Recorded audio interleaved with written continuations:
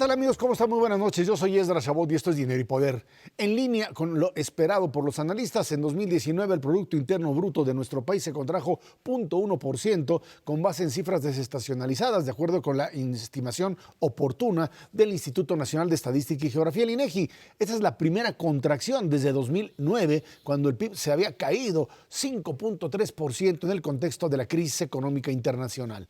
El desempeño negativo se da tras 5 trimestres consecutivos sin crecimiento y 3 de ellos en contracción. El dato final del PIB de 2019 será divulgado por el INEGI el martes 25 de febrero. Neto Cervera, Macario Esquetino, ¿cómo están? Buenas noches. Buenas noches. Bueno, pues ahí están los datos, una economía pues prácticamente detenida, en cero, con una pequeña contracción, lo que implica necesariamente que pues tanto la generación de empleos como la generación de inversión pues finalmente no se dio y se perdió incluso una parte de ellos en algo que pues está ligado fundamentalmente a un tema que se llama confianza. Y por ello quizá la necesidad de encontrar pues nuevos mecanismos para tratar de atraer la llamada inversión. Pues modelo que ahora tratan otra vez de establecer con Alfonso Romo, de una especie de mecanismo que genere esta inversión, fundamentalmente en los temas energéticos. Ahí está, ¿no? Entendemos que el presidente de la República en su modelo insista en que de alguna forma pues, se puede hablar de un mayor consumo en determinados niveles de la sociedad, por el efecto básicamente del consumo, del reparto de cierto tipo de ingresos o cierto tipo de recursos que se han venido distribuyendo ahí, pero lo cierto es que para la generación de empleos y para redistribuir ingresos permanentes se requiere inversión y eso no hubo en 2019 y habrá que ver qué pasa en 2020, Ernesto. De hecho, no hubo inversión. Vamos, no es que se haya quedado estancada, es que cayó, y cayó de manera muy importante. Estamos en niveles, todavía no están las cifras totales para el año en su conjunto, pero los últimos datos disponibles es que traemos una contracción en la inversión cercana al 8%, y en ese contexto pues es realmente difícil que el país crezca. Nada más para encontrar alguna referencia internacional. ¿Qué tanto tiene que invertir México como porcentaje de lo que produce para alcanzar estadios de crecimientos relativamente elevados? Estamos muy lejos de los estándares internacionales para economías llamadas emergentes que tienen tasas de crecimiento por arriba del 3, 3,5%. Su nivel de inversión como porcentaje de lo que producen está por arriba del 25%. El caso de China es excepcional, están por arriba del 30%, pero digamos que entre el 25 y el 30%. ¿Dónde se ubica hoy México? Hasta el 2018 estábamos arañando el 20%, en este año vamos a cerrar en el 18,5% del PIB. Nos falta cuando menos 5 puntos adicionales del PIB de inversión para poder aspirar a una dinámica de crecimiento pues como la que se merece este país, que a su vez está vinculada esta inversión con la generación de empleos. Y yo creo que ese es el dato fundamental. Evidentemente hay una discusión académica, técnica, de que si estamos o no en recesión, pues con los datos y esta estimación oportuna del INEGI queda claro que sí, estamos en recesión ya desde hace un buen rato. Hay sectores que sufren mucho más que otros. El sector industrial está en recesión desde hace mucho más tiempo, está en recesión desde mediados del 2018. Y desafortunadamente el cierre, el último trimestre de este 2019 que acaba de terminar, fue brutalmente malo, especialmente en manufacturas y específicamente en el sector automotriz. Las cifras de producción fueron terribles y hay que recordarle al auditorio que si hay algún sector importante en términos de la dinámica manufacturera y de las exportaciones, es precisamente nuestro sector automotriz. ¿Cómo salimos? Y pues lo dices muy claramente, Ezra. Solamente con una mucho mayor inversión pública y privada, sobre todo, porque representa más del 85% de la inversión total, nacional y extranjera, es como se sale de un bache de esta naturaleza. Crisis hemos tenido muchas y mucho más profundas de la que tuvimos en materia de crecimiento en este año. El problema de fondo es que en las crisis anteriores, una vez que se corregía el desbalance original, la economía inmediatamente crecida. Nunca en la historia moderna de México hemos tenido 2 años consecutivos de caída en el PIB muy, muy fuerte. siempre nos recuperamos al año siguiente. Y el problema de fondo es que ahorita no están sentadas las bases para esa recuperación, porque la recuperación siempre viene de una mayor inversión. Totalmente de acuerdo, pero para empezar, el dato que estamos hablando hoy es el oportuno del PIB. Este no es el dato final del PIB, ya decías tú, el 25 de febrero se anunciará. Este dato es una aproximación y a mí me parece que el dato pues, no salió tan malo como lo esperábamos prácticamente todos los que nos dedicamos a esto. Todo el mundo esperaba entre menos 0.2 y menos 0.3, salió un poquito mejor. Esto implicaría que diciembre habría sido un muy buen mes, cosa que ningún otro dato apunta en esa dirección. Se perdió más empleo, por ejemplo, que el año anterior. En materia de balanza comercial tampoco los datos son extraordinarios. Entonces, ¿cómo es que el PIB no cae más? Esto es en realidad resultado del comercio exterior. Si uno ve la demanda interna del país, es decir, consumo más inversión, traemos una caída mucho más grande de la que indica este numerito hasta septiembre, que es el último punto que podemos medir bien. Estábamos cayendo casi 3% en términos anuales y lo que compensaba todo es que estamos exportando un poquito más y estamos importando mucho menos. Y eso es lo que a la hora de sumar pues te lleva a estos datos que tenemos ahorita. Pero sí habría que considerar que el problema de fondo es inversión y la solución al problema de inversión es que haya confianza. Y no puede haber confianza si pues hacen todos los gabinetes que uno quiera, pero en los hechos las decisiones van exactamente en contra. Creo que el problema mayor después de la decisión del aeropuerto ha sido la reversión de la reforma energética, que estrictamente no ha ocurrido. No, digamos, legalmente no cambiaron nada, simplemente dejaron de aplicar las leyes y están haciendo cosas que van en contra de lo que deberían hacer, y como la Comisión Nacional de Hidrocarburos y la Reguladora de Energía ya fueron captadas o cooptadas por el gobierno, pues no hay manera de evitar que lo hagan. Entonces, ahí es donde está el problema serio, y si no hay hechos, ya no palabras ni gabinetes, hechos, no va a haber más inversión. A ver, ahí es donde entra toda esta formulación de un gabinete. Yo entiendo que un gabinete económico, otra vez la apuesta de Alfonso Romo, de traer hacia las áreas que dicen, bueno, aquí hay una nueva visión distinta a la anterior con respecto a cómo formular una política energética. Dice el gobierno tiene que tener el control de la misma, pero sí tiene que haber participación privada. Dice, donde no se tengan recursos por parte del gobierno. Y ahí es donde se puede abrir un pequeño espacio en donde los privados pueden plantear. Y entiendo que esa es parte de la negociación que se está dando en estos días. Por eso incluso ya pusieron fecha de 15 de febrero. Ya no es 31 como se había planteado, que era el día de mañana. Y dijeron, bueno, el 15 de febrero, en donde ahí está una muy dura discusión de dónde o hasta qué punto participa la iniciativa privada. Una iniciativa que tendría la posibilidad de entrarle en el tema de producción de electricidad, el tema de gas, todavía ahí jugando un papel importante, y por otro lado, la otra parte, que es el tema de petróleo, con el tipo de contratos en determinadas áreas, tanto para el tema de refinación como para el propio tema de qué hacer con las partes donde Pemex no tiene la capacidad para hacerlo. Entiendo, obviamente, que es una situación muy complicada porque al mismo tiempo, primero, la propuesta de gobierno tiene que convencer, primero que nada, a los propios inversionistas privados. Punto.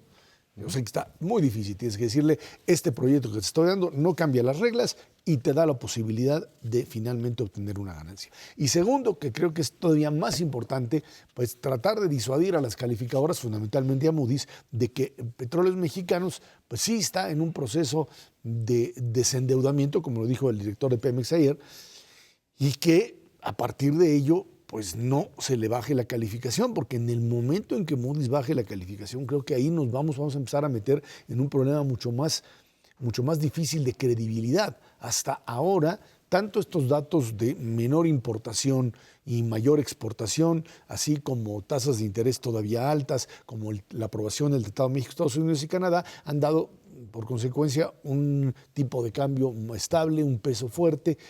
Pero en el momento en que esta degradación de la deuda de Pemex se produzca, esta idea de que ya lo tiene descontado el mercado me parece a mí que no está ahí presente, es algo que eventualmente podría pegarle fuerte a la economía mexicana. El sector energético es crucial por muchos factores. Evidentemente hay un efecto demostración, o sea, lo que se haga con el sector energético puede permear a otros sectores de actividad.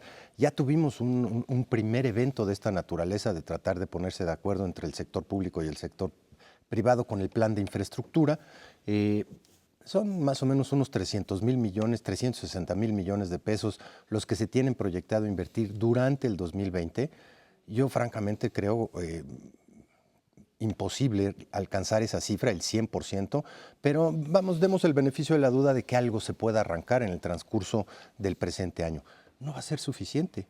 Es bastante claro que el sector energético sí puede detonar no solamente inversiones fundamentales. ¿Por qué? Precisamente por la posición financiera de Pemex. Segundo, porque la producción de petróleo en sí misma representa ingresos muy importantes para el sector público y pues el presupuesto está hecho sobre la base de 1.96 millones de barriles diarios y estamos arañando 1.63. Y yo te diría un factor adicional. La generación de energía en este país es crucial para que las manufacturas funcionen. Se requiere gas, se requiere electricidad y simplemente vamos a dejar de ser competitivos si la dejamos de producir o si le ponemos trabas a la importación o si de alguna u otra manera deja de fluir esa energía. Es el elemento crucial en términos de los costos manufactureros y por eso el sector energético es tan importante. Si tú abres la puerta para la inversión, muchos otros sectores se van a detonar en efecto multiplicador, pero sobre todo por un efecto demostración, de decir, evidentemente hay un cambio en términos del Estado de Derecho, del respeto por las reglas, y entonces sí se abre la cancha para poder invertir. En el Inter, como dice Macario, mientras sean nada más de palabra y no sean de hechos, los empresarios quieren ver que efectivamente hay la cancha para invertir. Y déjame decirte una cosa, no solamente en México, en el mundo entero sobra liquidez para este tipo de proyectos, pero lo que ya no sobra es la avidez por incertidumbre.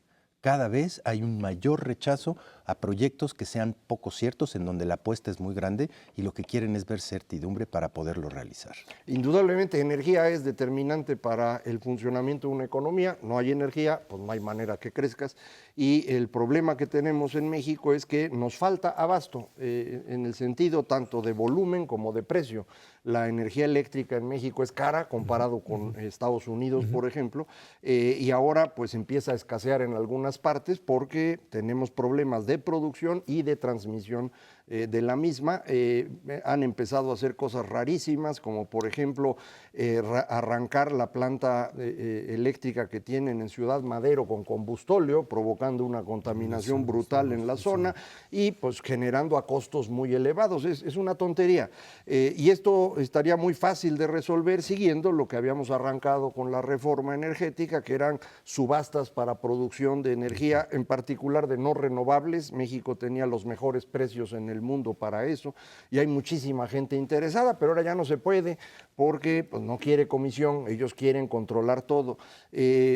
Tú decías hace un momento, primero el gobierno tiene que convencer a los privados. Yo diría un paso previo, tienen que convencer al mismo gobierno de qué quieren hacer, porque hay distintos grupos. Ahí está el grupo del señor Romo, que está promoviendo inversión, sin duda ellos están interesados en reactivar la reforma, pero está el grupo del señor Bartlett, que pues trae una idea de la Comisión Federal rectora, y no solo rectora, sino la única proveedora de electricidad, o la señora Nale, que cree que el petróleo puede resolver las cosas, y pues el presidente les cree a ellos más que al señor Romo, al menos hasta ahora, y esta es la razón por la cual la señora Claudia Janes, que es la directora de DuPont para América Latina y es la representante del Consejo de Empresas Globales, y Carlos Salazar del Consejo Coordinador Empresarial, hace un par de semanas hicieron una conferencia de prensa diciendo no queremos ya más promesas, lo que queremos son reglas claras, y pues al día de hoy no hay. El mejor ejemplo es lo que está pasando, decían ayer en la mañanera, en el campo Sama. donde Nadie Pemex y una empresa privada tienen partes de esto, y Pemex está prácticamente violando la ley para quedarse con todo el terreno, porque ellos dicen que van a producir y nunca han podido producir como afirman que lo harían en esta ocasión. No veo por qué seguirles creyendo. En todo caso, hay una disputa muy clara con respecto a cómo producir y qué producir.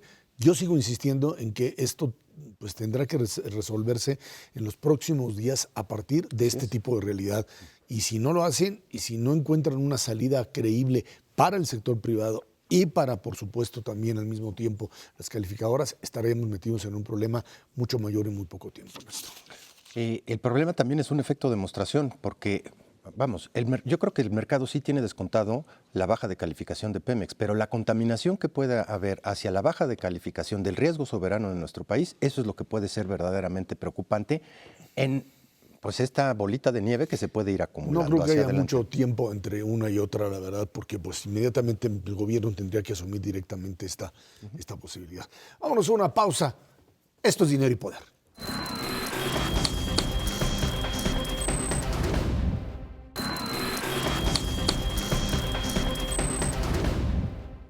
En el periodo ordinario de sesiones que inicia este sábado, el gobierno federal presentará iniciativas de reforma de justicia cívica, procuración y administración de justicia. El contenido de los borradores que rechazó la Junta de Coordinación Política del Senado a la Fiscalía General de la República y a la Presidencia generó, pues una preocupación enorme, porque dicen que pues, organismos no gubernamentales, que esto limitaría directamente los derechos humanos y las garantías individuales. Bueno, pues para hablar de este tema, de un nuevo modelo de justicia, nos acompaña aquí en el estudio de Dinero y Poder Lorenz Fantán, coordinadora de Transparencia en la Justicia y Proyectos Especiales de México Evalúa. Muchas gracias por estar aquí con nosotros. ¿Qué es lo que plantea fundamentalmente o qué se estaría planteando como mecanismo de reforma? El borrador que terminó siendo rechazado le entregaba todo el control prácticamente al Ministerio Público, convertía, pues digamos, la impartición de justicia en una forma única y centralizada, en donde pues podríamos pensar que se trataba otra vez de regresar a los 1970, si no es que antes, en la forma de controlar. Esto, dicen, está fuera de toda posibilidad real, pero bueno, parecería que esa es la tendencia. ¿Cómo lo ven ustedes? Sí, muchas gracias por la invitación y mucho gusto. Pues sí, efectivamente, tuvimos la preocupación cuando vimos estas iniciativas, que en realidad lo que representaba era un retroceso en pues lo que se había avanzado, que es la reforma penal, que era un intento para intentar pues hacer que el sistema sea más objetivo, que permita la aplicación de la presunción de inocencia y el debido proceso. Y efectivamente, muchas de las propuestas que hay en este paquete de iniciativas, que no sabemos muy bien de dónde viene, aunque sí sabemos, en realidad es que pues sí, proponen medidas que darían todo el control al Ministerio Público, y pondrían en realidad de nuevo algunas de las cosas que se habían eliminado del sistema anterior. Por ejemplo, el arraigo. El arraigo era algo que se había logrado circunscribir solamente al tema de delitos relacionados con el crimen organizado. Y ahora una de las propuestas es que el arraigo se implemente para todos los tipos de delitos. Eso es un grave problema, porque en realidad esto del arraigo, para quienes no sepan en qué consiste, es permitir que en realidad sea detenida una persona solamente porque haya sospechas, y permitir que durante hasta 40 días pueda estar detenida esta persona mientras el Ministerio Público investiga. Eso es un problema, o sea, no debería de ser así. Deberíamos de poder detener a las personas una vez que ya se sepa que realmente tengan responsabilidad en algún delito, ¿no? Otro de los temas muy preocupantes es el tema de las pruebas, las pruebas ilícitas. Justamente con la reforma penal lo que se logró es que no se podía aceptar unas pruebas ilícitas durante un juicio, ¿qué estamos pensando como pruebas ilícitas? Por ejemplo, pues pruebas obtenidas bajo la tortura. Entonces, lo que están proponiendo estas iniciativas es que en realidad algunas pruebas ilícitas puedan ser consideradas durante un juicio. Ese es el tipo de cosas que hacen que en realidad, pues sí, el paquete de iniciativas que se presentó realmente tenía sensibilidad, digamos, hacia una regresión. Y lo que estamos viendo es que se acompaña también de unas iniciativas de las cuales se hablaron un poquito menos, que lo que implicaban era una verdadera amenaza a la independencia de la justicia. ¿Por qué? Porque en este paquete de iniciativas también lo que se propone, no sé si decía se propone o se proponía, porque no sabemos muy bien dónde quedaron, pero era la creación de unos juzgados especiales para juzgar penalmente a los jueces y magistrados federales que conozcan de casos penales y que sean acusados de incurrir en algún delito de corrupción o delito contra la administración de la justicia. El problema de estos juzgados especiales es que serían nombrados los jueces y magistrados de estos juzgados y tribunales por el Senado mediante una terna propuesta por el presidente. Esto obviamente lo que implica es que personas cercanas, digamos, a la mayoría legislativa y el presidente podrían estar encargados de juzgar a jueces. Y adicionalmente, algo que pocos han notado en este paquete de iniciativas es que en la propuesta de Código Penal Nacional que está proponiendo, en realidad hay un nuevo delito, un delito de responsabilidad para jueces que incurran en delitos, y uno de la formulación que le pusieron es que podrían ser condenados a 4 a 10 años de cárcel los jueces que resuelvan de manera notoriamente contraria a la ley. ¿Qué significa esto? Todo y nada. Y eso es el problema. Claro. Entonces, lo que estamos viendo es una intención, y además por parte si realmente vienen de la Fiscalía, una intención de disminuir la independencia judicial, lo cual pues es un problema para el país, porque recordemos algo. En realidad, si se hizo una reforma penal es porque el anterior sistema no funcionaba y que había mucha impunidad y también personas inocentes en la cárcel. No queremos regresar a esto. Ciertamente el nuevo sistema no está funcionando bien, pero también no tiene mucho tiempo. Y lo que nosotros y varias organizaciones consideramos es que más bien hay que darle tiempo a este sistema. No hay que regresar a lo anterior sin haber probado este sistema realmente sin haberle dado la oportunidad de funcionar. Decía usted hace un momentito que estas iniciativas no sabemos bien de dónde vienen, pero sí sabemos. Es un paquete de iniciativas que es muy coherente a su interior, de manera pues que no es alguna ocurrencia de alguien, es algo que sí trabajaron, sí. Que se ve más o menos ordenado, en donde efectivamente se le da un poder inmenso al Ministerio Público, a la Fiscalía, no solamente con la capacidad de intervenir en el Poder Judicial a través de lo que usted acaba de comentar, la desaparición del juez de control y la creación de un juez instructor que va a actuar propiamente hablando como subordinado de la Fiscalía, sino también que al fiscal se le da la capacidad de sobrevivir al presidente.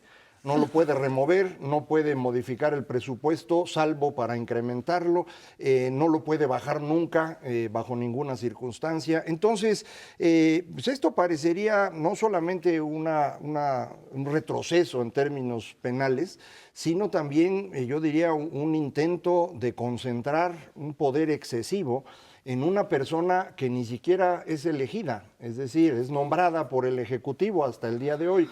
Entonces, es una circunstancia no solamente penalmente seria, sino políticamente grave, porque mucha gente se le olvida que pues, el presidente de hoy y el fiscal de hoy algún día se van a ir y no sabemos quién sigue. Y entonces dar tanta fuerza a alguien es preocupante, ¿no? Sin lugar a duda, y también en estos elementos que darían más poder y fuerza al Ministerio Público, está este conjunto de medidas que hacen que en realidad todo el poder de la investigación regresa al Ministerio Público, porque justamente lo que hacía el nuevo sistema era darle la posibilidad al Ministerio Público de conducir, digamos, jurídicamente la investigación, pero quienes realmente realizan la investigación son policías, peritos, etc. De hecho, creo que por eso, en gran parte, se dice que el secretario de Seguridad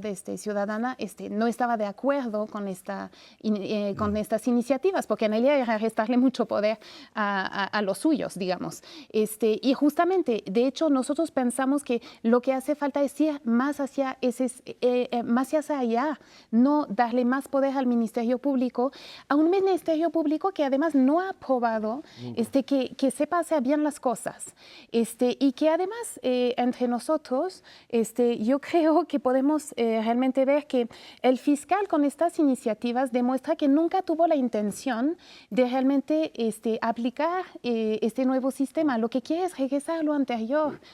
Entonces, allí tenemos un problema bastante importante de que la persona que está a cargo lo que no ha hecho es intentar reformar, porque hay cosas que pueden pasar por iniciativas legislativas y ciertamente hay algunas cosas que a lo mejor deberían de mejorar, pero en realidad lo profundo de lo que se tiene que reformar es la manera de funcionar de los ministerios, del Ministerio Público. Y esto no lo estamos viendo.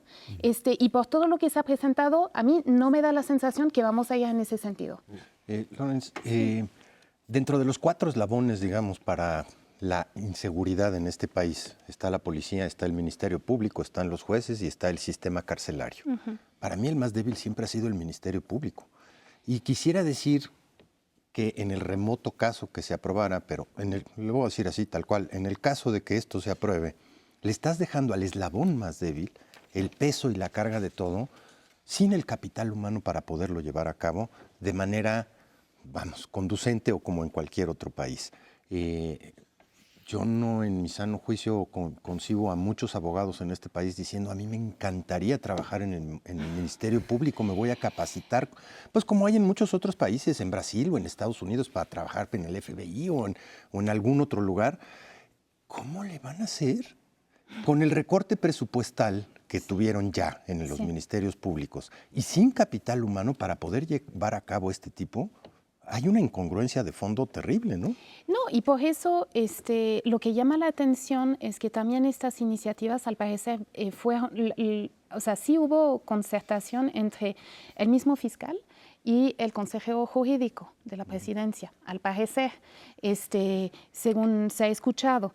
Entonces significa que hay como cierto sector dentro del gobierno federal que en realidad sí está a favor de esto, pero precisamente nosotros lo que vemos es que en realidad el fiscal no ha hecho nada para justamente fortalecer las capacidades de los ministerios públicos y en realidad esto, como bien dice, lo que haría es darle más poder al eslabón más débil.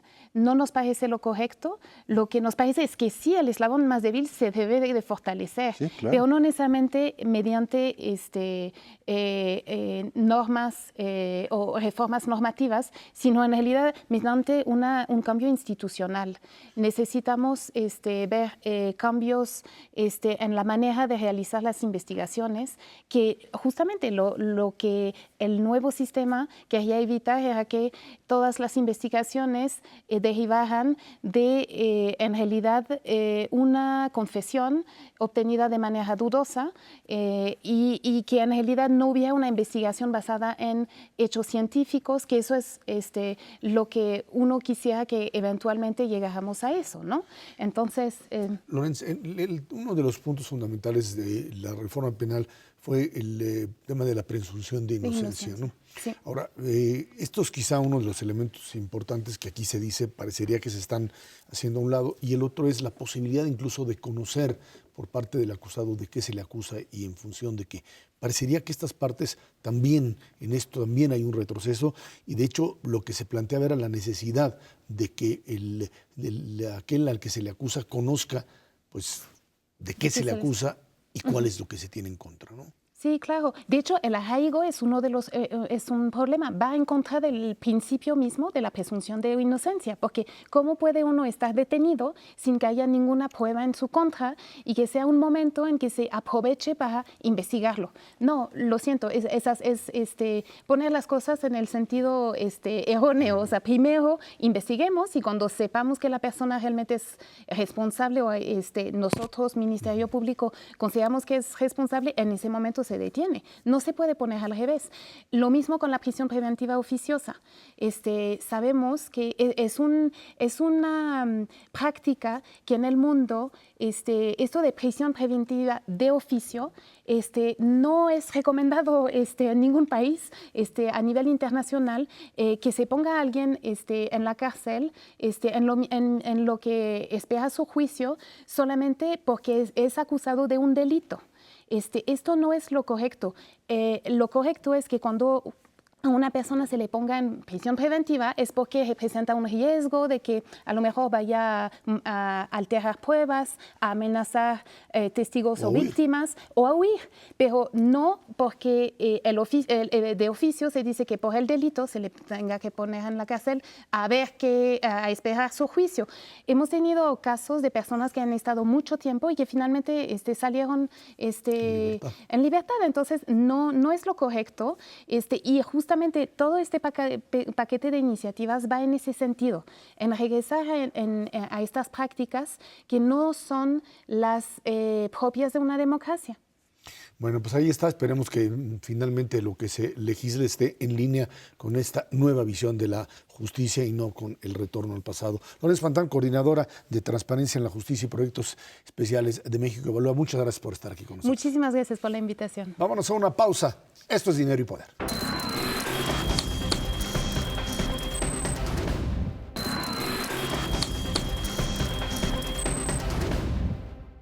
El fin de semana hubo cambios en la dirigencia nacional de Morena y Edgar Polensky fue sustituida por el diputado Alfonso Ramírez Cuellar, quien estará como interino los próximos 4 meses y deberá convocar a nuevas elecciones.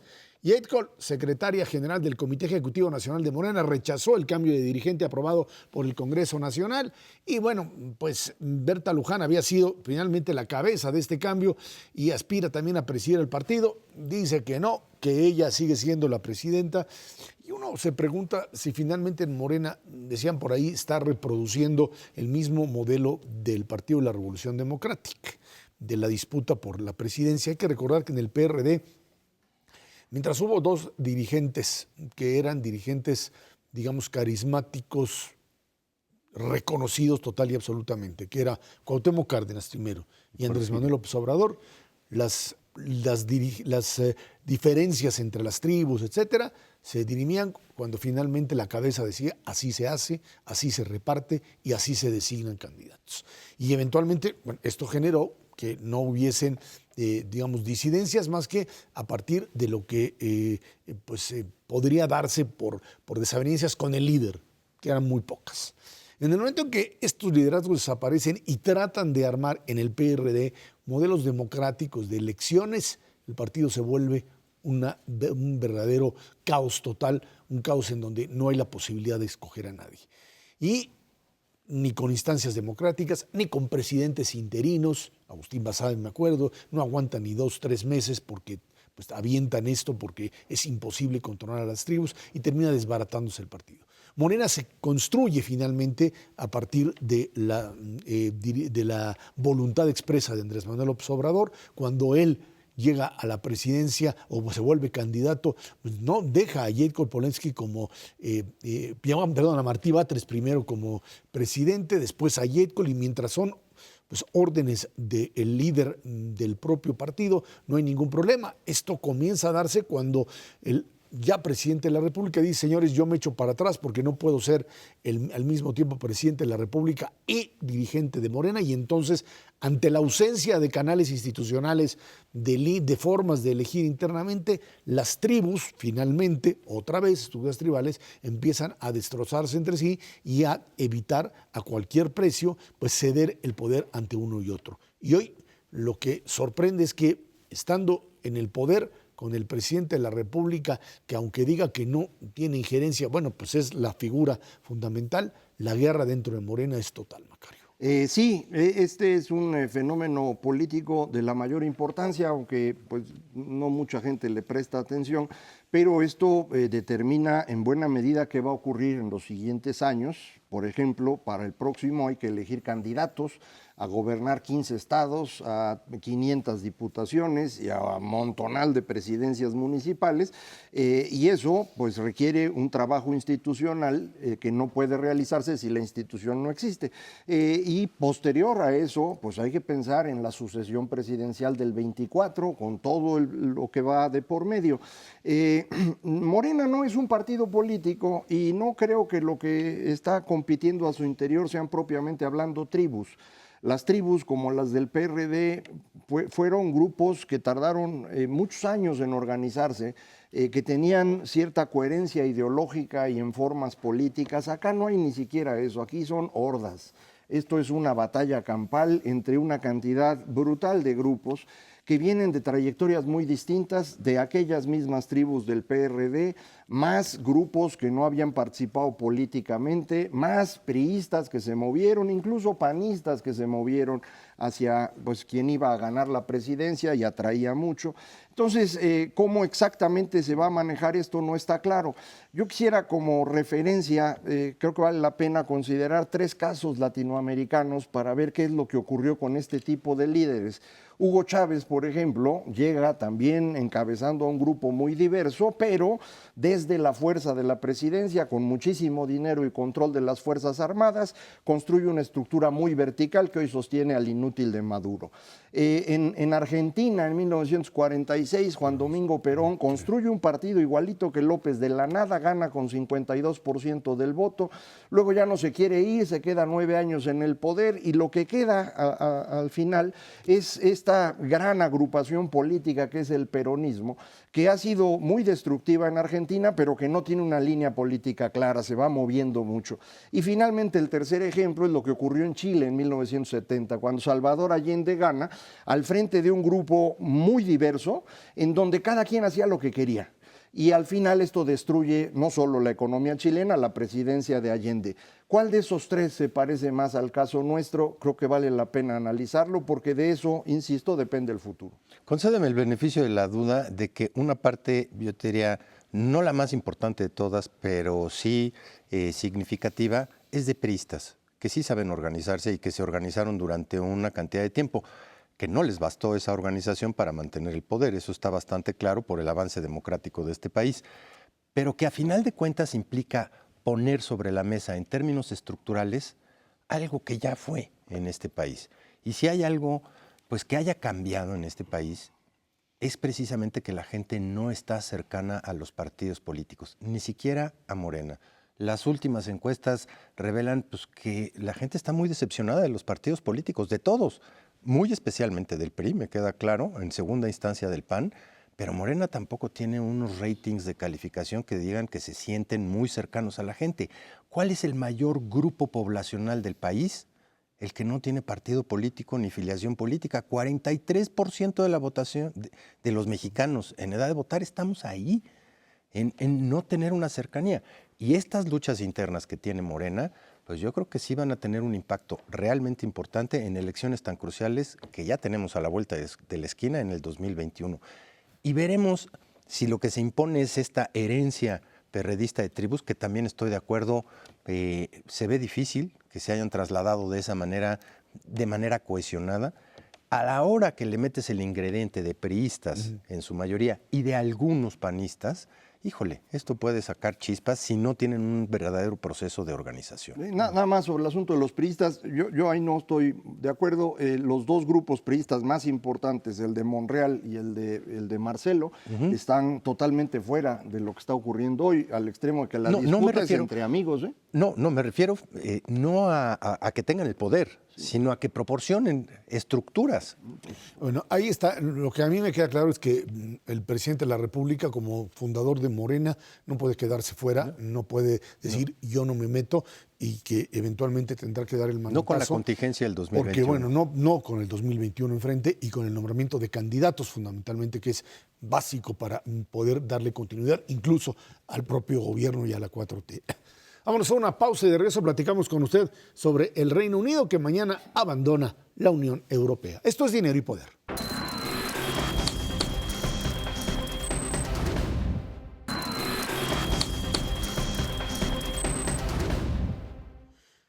En el último minuto de este viernes 31 de enero, el Reino Unido dejará la Unión Europea después de 4 años de jaloneos y de la aprobación del famoso Brexit.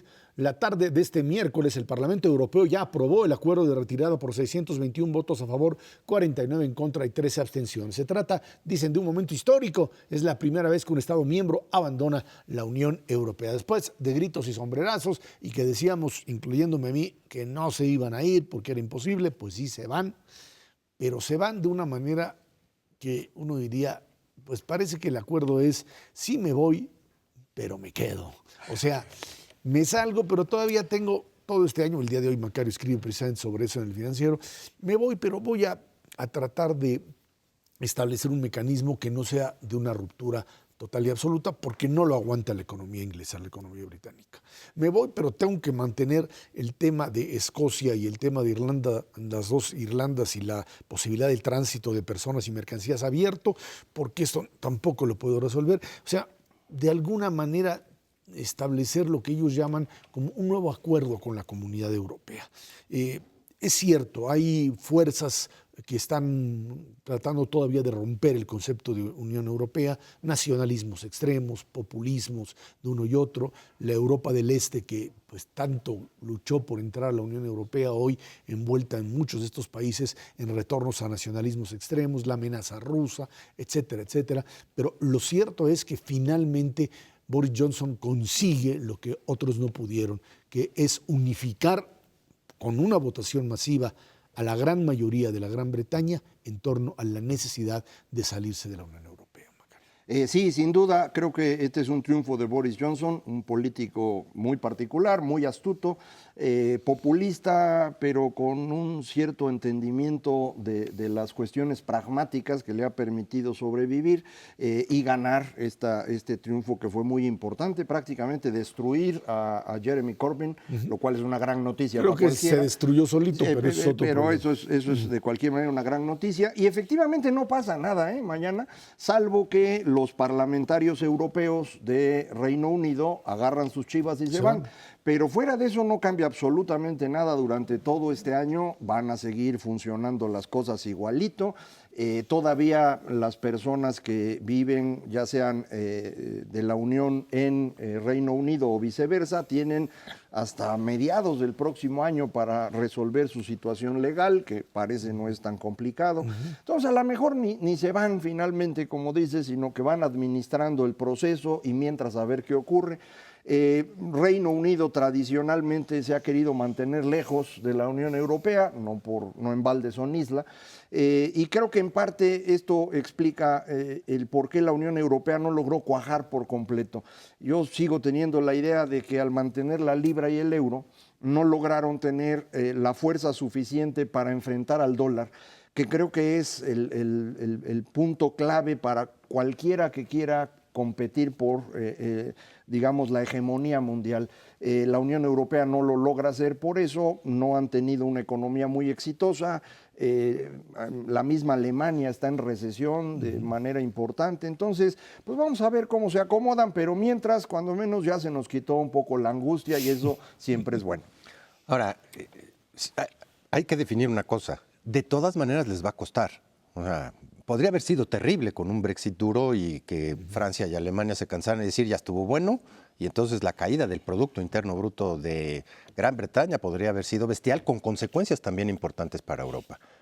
Pero eso no quiere decir que no vaya a haber costos, los van a diluir en el tiempo y van a pensar la mejor manera de que no les pegue tan brutalmente en diversos factores, desde luego en la parte de comercio internacional, en el libre tránsito de personas. Todo tiene un pequeño costo que en el margen sumado, pues a lo mejor sí les empieza a pegar, sobre todo en tasa de crecimiento y en generación de empleos para la propia Gran Bretaña. No sé cómo vayan a resolver el problema entre las dos Irlandas. Digo, después de los acuerdos de Semana Santa, va a ser un problemón. O sea, ¿qué van a construir un muro? No. O sea, de alguna manera lo tienen que abordar, pero pues ese es un libre tránsito entre la Unión Europea de República de Irlanda y Irlanda del Norte. O el tema de Escocia, que es otro también. Es otro también, que siguen enojados. La Guardia Nacional. No, bueno, podemos hacer una serie de cosas, pero el costo sí va a estar ahí. Ahora, en el corazón del fracaso, llamémosle así, de la Unión Europea, que yo no lo considero como tal, yo creo que ha sido un éxito para mantener a Europa, que es la líder en conflictos a nivel internacional durante muchísimas décadas para la humanidad, está esta parte de que unos se portan bien y unos se portan mal. Estos desbalances fundamentales, consistentemente los de Europa del Norte siempre se portan bien y están cansados que los de Europa del Sur se porten mal. Y Inglaterra viendo. Entonces, la mera verdad sí funcionaría, pero funcionaría una Unión Europea reducida del norte. No, yo creo que el tema aquí está relacionado fundamentalmente con el hecho de que Macario hablaba del problema del euro. Yo creo que el problema es que construyeron una economía, es cierto, ¿sí?, bien coordinada, con una moneda central, que algunos no la tomaron, pero el punto fundamental es que no construiste durante muchísimo tiempo mecanismos de coordinación económica del propio gasto de cada uno, fiscal. Ese es el punto. Fiscal. Sí, claro. Entonces, pues era imposible tratar de coordinar cuando alguien puede gastar de más de lo que tiene, y si no tienes un mecanismo de unificación, pues finalmente te pasa eso, ¿no? Países que tienen, países como Francia, que también entró en una problemática de esa naturaleza, de desequilibrios fiscales, Grecia, que te obligan necesariamente a moverte de manera mucho más lenta, ¿no? Frente a, uno diría, ¿qué pasa en los Estados Unidos? Bueno, pues es que los Estados Unidos, la estructura es una estructura donde los estados y la propia federación tienen estos desbalances de manera tal que son capaces de ser, digamos, controlados de manera tal que no rompen con la estructura central del país, ¿no? Sí, yo creo que esa es una muy buena comparación, porque Estados Unidos también es en el fondo una construcción como fue la Unión Europea, digamos, con la diferencia de que se pudo ir haciendo en el tiempo con el control político más o menos centralizado durante un rato, y aquí esto ha sido un poco más difícil. A mí me parece también que la inclusión muy acelerada de los países de Europa del Este, que se entiende geopolíticamente, pues económicamente fue una dificultad que no han podido resolver.